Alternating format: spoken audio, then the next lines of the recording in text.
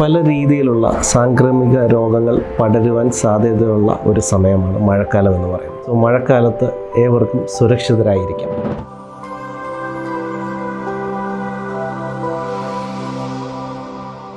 Hi, ഞാൻ George Kariya from H2O care. വീണ്ടും ഒരു മഴക്കാലം കൂടി വരവായി. ഈ മഴയത്ത് നമ്മളുടെ കുടിവെള്ള സ്രോതസ്സുകൾ എങ്ങനെ സംരക്ഷിക്കാം എന്ന് കുറച്ച് ടിപ്സുമായാണ് ഞങ്ങൾ വന്നിരിക്കുന്നത്. സാധാരണ ഒരു വീട്ടിലെ കുടിവെള്ള സ്രോതസ് എന്ന് പറയുന്നത് ഒന്നെങ്കിൽ അവിടുത്തെ കിണറായിരിക്കാം, അതല്ലെങ്കിൽ ബോർവെല്ലായിരിക്കാം.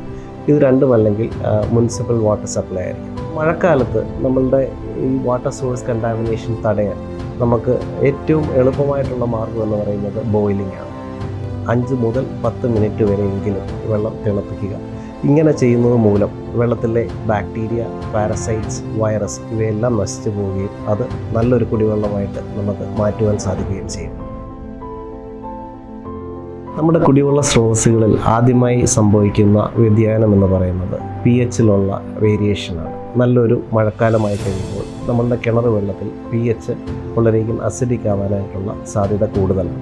രണ്ടാമത്തെ ഒരു ഇത് ബാക്ടീരിയൽ കണ്ടാമിനേഷൻ. നമുക്ക് ഈ പെയ്ത്ത് വെള്ളത്തിൽ ഒഴുകി വരുന്ന പല രീതിയിലുള്ള ഹാനികരമായ ബാക്ടീരിയൽ കണ്ടൻസും നമ്മളുടെ കിണറ്റ് വെള്ളത്തിൽ എത്തിക്കഴിയുമ്പോൾ നമ്മളുടെ കുടിവെള്ളത്തിലുള്ള ബാക്ടീരിയൽ കണ്ടാമിനേഷൻ്റെ അളവ് വളരെയധികം കൂടും. നമ്മളുടെ കുടിവെള്ള സ്രോതസ്സിലേക്ക് നമുക്ക് ചെയ്യാൻ സാധിക്കുന്ന ഒരു കാര്യം എന്ന് പറയുന്നത് ക്ലോറിനേഷനാണ്. നമുക്ക് മാർക്കറ്റിൽ സുലഭമായി ലഭിക്കുന്ന ബ്ലീച്ചിങ് പൗഡർ, അത് 2 grams per 1000 liters of water എന്ന കണക്കിൽ നിങ്ങളുടെ കിണറിലെ വോളിയം മനസ്സിലാക്കി ആഡ് ചെയ്യുക. ഒരു 6 തൊട്ട് 8 മണിക്കൂർ വരെ കോണ്ടാക്ട് പീരീഡ് കൊടുത്തതിന് ശേഷമേ പിന്നീട് വെള്ളം ഉപയോഗിക്കാവൂ. മൂന്നാമതായി, മഴക്കാലത്ത് നമ്മളെ അലട്ടുന്ന വലിയൊരു പ്രശ്നമാണ് നമ്മുടെ കിണർ വെള്ളം കലങ്ങിയ അവസ്ഥയിൽ കാണപ്പെടുന്നത്.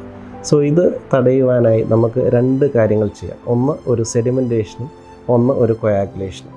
സെഡിമെൻറ്റേഷൻ എന്ന് പറയുന്ന പ്രോസസ്സ് നമ്മൾ ചെയ്യുന്നത് ലൈം ആഡ് ചെയ്തിട്ടാണ്. ലൈം എന്ന് പറയുന്നത് നീറ്റ് കക്ക. സോ നീറ്റ് കക്ക കിണറ്റിലേക്ക് ആഡ് ചെയ്യുന്നതിൻ്റെ കണക്കെന്ന് പറയുന്നത് 5 gram per 1000 liters of water എന്നതാണ്.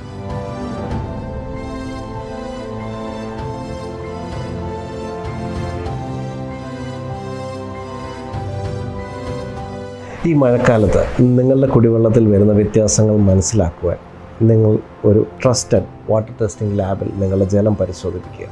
അതിനുശേഷം എന്തൊക്കെ വ്യത്യാസങ്ങൾ സംഭവിച്ചിട്ടുണ്ടോ അത് പരിഹരിക്കുവാനായിട്ടുള്ള ലളിതമായിട്ടുള്ള മാർഗ്ഗങ്ങളാണ് ഞാൻ നേരത്തെ പറഞ്ഞത്. കുടിവെള്ള സംബന്ധമായ എന്ത് സംശയങ്ങൾക്കും നിങ്ങൾക്ക് ഞങ്ങളുടെ ഹെൽപ്പ് ലൈൻ നമ്പറുമായി ബന്ധപ്പെടാവുന്നതാണ്. We are ready to help you. Thank U.